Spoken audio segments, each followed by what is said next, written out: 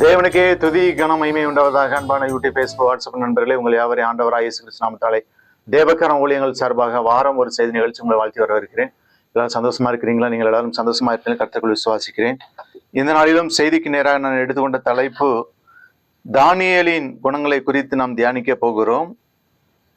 அதற்கு ஆதாரமாக எடுத்துக்கொண்ட வசனம் தானியேல் 6:27. தானியேலை சிங்கங்களின் கைக்கு தப்புவித்து அவரே தப்புவிக்கிறவரும் ரட்சிக்கிறவரும் வானத்திலும் பூமியிலும் அடையாளங்களை அற்புதங்களையும் செய்கிறவருமாய் இருக்கிறார். தானியேலை சிங்கங்களின் கைக்கு தப்புவித்து அவரை தப்புவிக்கிறவரும் ரட்சிக்கிறவரும். 1944 செப்டம்பர் மாதம் 2ஆம் தேதி அமெரிக்க கடற்படையின் இளம் விமானி ஒருவர் பசிபிக் கடலில் உள்ள சிச்சிஜிமா என்ற தீவில் குண்டுகள் வீச பணிக்கப்பட்டார். மிகவும் திறமையுடன் போர் விமானத்தில் சென்று குறிப்பிட்ட லக்குகளை குண்டுகளை வீசி திரும்பும் நிலையில் ஜப்பானியர் சுட்டதால் அவரது விமானம் தீப்பற்றியது. ஆனாலும் விமானி திறமையுடன் விமானத்தை சற்று அப்பால் பறக்க செய்து பின்பதாக பசிபிக் கடலில் தனது காயத்துடன் குதித்தார். தண்ணீரில் தனது உயிருக்காக ஜெபித்துக் கொண்டே போராடி கொண்டிருந்த வேளையிலே திடீரென அமெரிக்க கப்பற்படை நீர்மூழ்கி கப்பல் வந்து அவரை காப்பாற்றியது. இந்த விமானிதான் 1989 ஜனவரி 20ஆம் தேதி அமெரிக்க தேசத்தின் 41வது ஜனாதிபதியாக பொறுப்பேற்ற மாமனிதன்.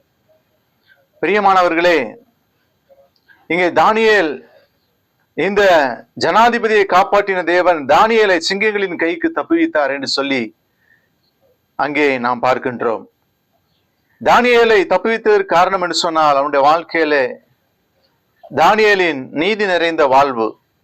தானியேல் 6ஆம் அதிகாரம் 22ஆம் வசனத்துல, அதேனென்றால் அவருக்கு முன்பாக நான் குற்றமற்றவனாக காணப்பட்டேன், ராஜாவாகிய உமக்கு முன்பாக நான் நீதி கெடு செய்ததில்லை. தானியேல் இரவு முழுவதும் சிங்கக்கவியில் தூதனால் காக்கப்பட்டதின் காரணத்தை தரியு ராஜாவுக்கு இப்படி எடுத்துரைக்கின்றான். தானியேலின் உண்மைத்துவம் 2 பரிமாணங்களுடைய, அது கடவுளுக்கு மனிதனுக்கு உள்ள சரியான உறவு நிலையை ஒருபுறம் காட்டுவதோடு மனிதனுக்கும் சக மனிதன் உள்ள சரியான உறவு நிலையை மறுபுறம் வெளிப்படுத்துவதாகும்.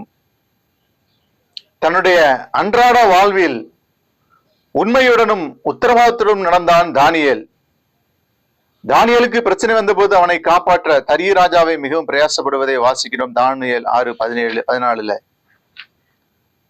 இரண்டாவதாக தானியேலின் ஜெப வாழ்க்கையை பார்க்கிறோம். தானியேல் life of prayerfulness. Daniel life of பிரேயர்ஃபுல்னஸ்.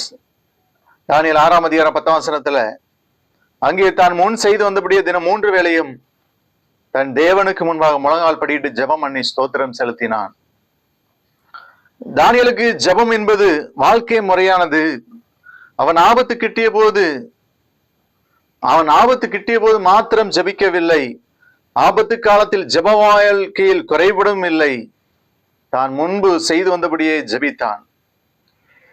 இயேசு சிலுவைக்கு செல்லும் வேலை கிட்டிய போது மாத்திரம் கெத்செமனுக்கு ஜெபிக்க செல்லவில்லை, அவர் புறப்பட்டு வழக்கத்தின்படியே ஒலிவ மலைக்கு போனார் என்று சொல்லி லூக்கா 22:39 பார்க்கிறோம். பவுலடிகளா 1 தெசலோனிக்கேயர் 5ஆம் அதிகாரம் 17-18 வசனங்களை பார்க்கும்போது, இடைவிடாமல் ஜெபம் பண்ணுங்கள், எல்லாவற்றிலையும் ஸ்தோத்திரம் செய்யுங்கள் என்று சொல்லி சொல்லுகின்றார். தானியேல் தேவனை தோத்தரித்து ஜெபிப்பதை பார்க்கின்றோம். பிரியமானவர்களே, தானியேலின் சத்துருக்கள் கூட்டங்கூடி தானியேல் தன் தேவனுக்கு முன்பாக ஜெபிப்பதை கண்டனர். தானியேல் 6:11. ஆனால் தானியேல் பயத்தினால் அல்லது உணர்ச்சி வசப்பட்டு காணப்பட்டதாக சொல்லப்படவில்லை. ஜெபம் என்பது ஆண்டவருடன் மானிட ஆன்மா நெருங்கிய தொடர்பு கொள்வதாகும். கர்த்தர் நம்மை பார்க்கிறார், நம்மை கேட்கிறார் என்ற உணர்வை பெறுகிறோம். மேலும் அவரது பிரசன்னம் நம்மோடு இருப்பதை அனுபவிக்கும் நிலையாகும் ஜெபம். இப்படி தனி வாழ்வில் அவருடன் தனி உறவு கொள்ளும்போது அந்தரங்கத்தில் பார்க்கிற பிதாவானவர் வெளியரங்கமாய் நமக்கு பதிலளிப்பார். மத்தேயு 6:6 பார்க்கின்றோம்.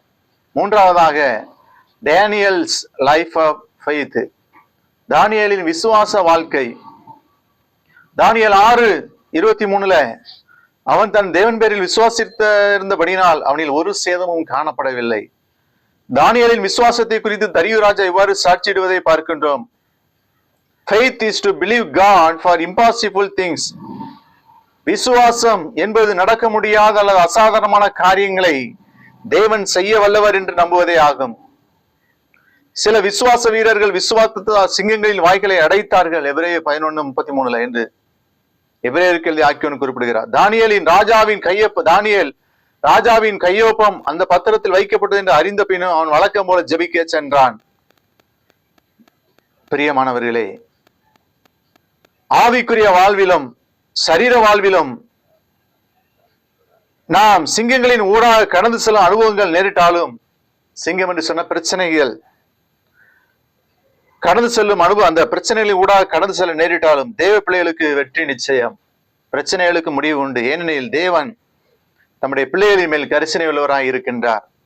தீமையிலிருந்து ரட்சிக்க அவர் வல்லவராய் இருக்கிறார். ஜெபிப்போமா? அன்பின் ஆண்டவரே, வசனத்தை பிள்ளைகள் ஆசீர்வதியும். இயேசு நாமத்தில் ஜெபிக்கிறோம் நல்ல பிதாவே. தேங்க்யூ.